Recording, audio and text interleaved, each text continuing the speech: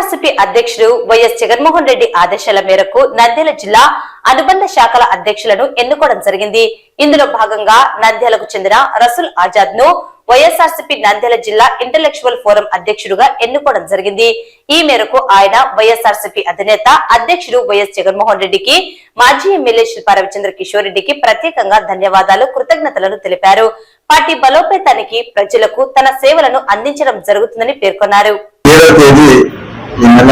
YSRCP party అధ్యక్షులైనటువంటి Jaganmohan Reddy గారు నంద్యాల జిల్లా intellectual forum అధ్యక్షుడిగా నన్ను ఎన్నుకోవడం చాలా సంతోషకరంగా ఉంది.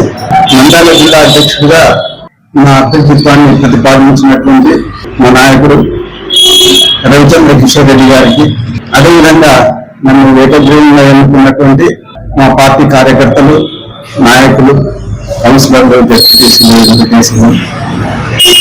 అందరికీ, అదేవిధంగా ఆమోదించినటువంటి జగన్మోహన్ రెడ్డి గారికి ఎల్లవెల్లలా రుణపడి ఉంటాను.